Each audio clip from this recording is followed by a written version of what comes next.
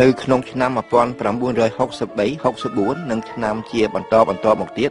សហរដ្ឋអាមេរិកធ្វើការគៀបសង្កត់យ៉ាងខ្លាំងទៅលើប្រទេសកម្ពុជានៅថ្ងៃ14កុម្ភៈឆ្នាំ1964សម្ដេចនរោត្តមសីហនុបានស្នើបើកសន្និសីទចតុភាគីមួយដើម្បីការពារអព្យាក្រឹតភាពរបស់ប្រទេសកម្ពុជាសម្ដេចនរោត្តមសីហនុបានស្នើសុំឲ្យប្រទេសលាវប្រទេសថៃនិងប្រទេសវៀតណាមគោរពបូរណភាពដែនដីខ្មែរប៉ុន្តែ17ថ្ងៃក្រោយមកគឺនៅថ្ងៃ6មិនិនាក្រសួងការបរទេសសហរដ្ឋអាមេរិកបែរជាគាំទ្រការទាមទាររបស់ប្រទេសថៃនិងប្រទេសវៀតណាមខាងត្បូងដែលជាសម្ព័ន្ធមិត្តរបស់គេទៅវិញនៅថ្ងៃ11មិនិនាបាតុកម្មមួយចំនួនបានត្រូវរៀបចំឡើងដោយអាជ្ញាធរខ្មែរដើម្បីថ្កោលទោសសហរដ្ឋអាមេរិកបន្ទាប់មកនៅថ្ងៃ26មិនិនាយន្តហោះអាមេរិកនិងរថក្រោះប្រទេសវៀតណាមខាងត្បូងក្រោមបញ្ជាការរបស់នាយទាហានអាមេរិកបានគំទេចភូមិចន្ទ្រាហើយធ្វើបាបប្រជាជនខ្មែរយ៉ាងខ្លោចផ្សាជាងមួយខែក្រោយមកគឺនៅថ្ងៃ7ឧសភាភូមិតាអីនៅក្នុងខេត្តស្វាយរៀងនិងភូមិធ្លោកបានត្រូវកងទ័ពនិងរថក្រោះចំនួន13គ្រឿងរបស់វៀតណាមខាងត្បូងវាយប្រហារដោយឥត្រាប្រណីនៅពេលនោះសហរដ្ឋអាមេរិកចាត់ទុកថាប្រទេសកម្ពុជាជាជម្រកមួយដ៏ធំរបស់កម្លាំងតស៊ូវៀតកុង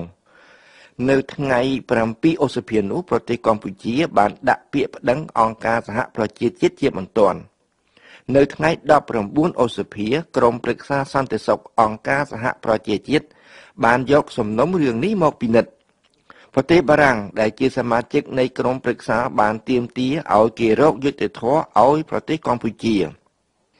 នៅថ្ងៃ28ឧសភាឆ្នាំ1964ដដែលក្រមប្រឹក្សាសន្តិសុខអង្គការសហប្រជាជាតិបានបញ្ជូនបេសកជនរបស់គេឲ្យមកពិនិត្យហេតុផលនៅកន្លែងកើតហេតុនៅទីបំផុតគឺនៅថ្ងៃ6មិថុនាឆ្នាំដដែលក្រមប្រឹក្សាសន្តិសុខបានសម្រេចឲ្យខ្មែរឈ្នះគឺឲ្យសហរដ្ឋអាមេរិកសងជំងឺចិត្តនិងថ្លៃខូចខាតទាំងអស់នៅក្នុងពេលជាមួយគ្នានោះក្រមប្រឹក្សាសន្តិសុខបានស្នើឲ្យរដ្ឋនិងអាជ្ញាធរទាំងអស់នៅក្នុងលោកទទួលស្គាល់និងគោរពអព្យាក្រឹតព្រមទាំងបូរណភាពទឹកដីខ្មែរនៅថ្ងៃ24មិនិនានៅពេលដែលសម្ដេចនរោត្តមសីហនុយាងមកធ្វើទស្សនកិច្ចនៅប្រទេសបារាំងឧត្តមសេនីយ៍ Charles de Gaulle គាំទ្រយ៉ាងពេញទំហឹងនៅសេចក្តីស្នើរបស់ប្រទេសកម្ពុជាសូមឲ្យគេទទួលស្គាល់អព្យាក្រឹតភាពនិងបូរណភាពដែនដីរបស់ខ្លួនបន្ទាប់ពីរឿងរ៉ាវទាំងឡាយខាងលើនេះសម្ដេចនរោត្តមសីហនុទ្រង់បានសម្រេចរឹតចំណងមិត្តភាពជាមួយប្រទេសចិនតែម្ដងខាងសហភាពសូវៀតឯណោះ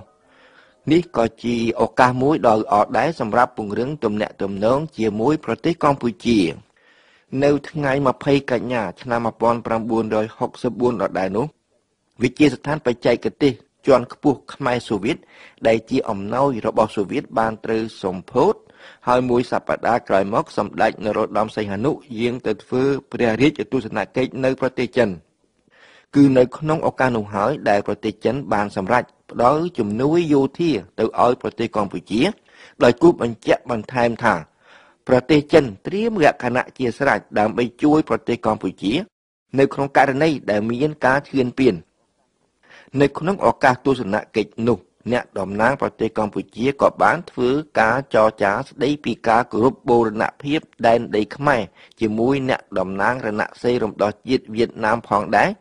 ព្រោះថាទឹកដីខ្មែរមួយភាគនៅពេលនោះបានត្រូវកងទ័ពវៀតកុងប្រើប្រាស់ដើម្បីធ្វើជាយានប្រយុទ្ធរបស់គេទោះជាយ៉ាងណាក្តីគ្មានអ្វីដែលអាចធានាថាប្រទេសវៀតណាមកុម្មុយនីសនឹងគោរពពាក្យសន្យារបស់គេបានទេជាពិសេសនៅក្នុងបរិបទនៃសង្គ្រាមមួយដែលកំពុងឆេះយ៉ាងសន្ធោសន្ធៅនៅក្នុងតំបន់ឥណ្ឌូចិនទាំងមូលនៅថ្ងៃ20តុលាឆ្នាំ1964ដដែលនោះយន្តហោះអាមេរិកបានទម្លាក់គ្រាប់បែកទៅលើភូមិអន្លង់ក្រេះនៅក្នុងខេត្តកំពង់ចាមបណ្ដាលឲ្យប្រជាជនខ្មែរ8នាក់បាត់បង់ជីវិត4ថ្ងៃក្រោយមកប៉ុស្តិ៍នៅដាក់ដាំ នៅក្នុងខេត្តមណ្ឌលគិរីបានត្រូវឧទ្ធម្ភាគចក្រអាមេរិកបាញ់រះដោយឥត្រាប្រណីសូមបញ្ជាក់ថាកងទ័ពវៀតកុងដែលបន្តបង្កប់ខ្លួនពាសពេញផ្នែកបូព៌ានៃប្រទេសកម្ពុជាបានត្រូវកងទ័ពអាមេរិកនិងកងទ័ពវៀតណាមខាងត្បូងដេញតាមគំនិតយ៉ាងសាហាវប៉ុន្តែអ្នកទទួលរងគ្រោះគឺប្រជាជនខ្មែរទៅវិញទេនៅក្នុងបរិបទនៃសង្គ្រាមនេះបើប្រទេសកម្ពុជារុញច្រានទ័ពវៀតណាមកុម្មុយនីសឲ្យចេញផុតពីទឹកដីខ្មែរមិនបានទេប្រទេសកម្ពុជានឹងក្លាយទៅជាសមរភូមិមួយយ៉ាងធំរវាងមហាអំណាចមនោគមវិជ្ជាទាំងពីរប៉ុន្តែប្រទេសកម្ពុជាគ្មានមធ្យោបាយអ្វីដើម្បីបណ្ដេញកងទ័ពវៀតកុងតតែសោះម្យ៉ាងទៀតប្រទេសកម្ពុជាបានជ្រើសរើសយកពិភពកុម្មុយនីសធ្វើជាបង្អែកទៅហើយគឺដោយហេតុនេះហើយបានជាការចរចាផ្សេង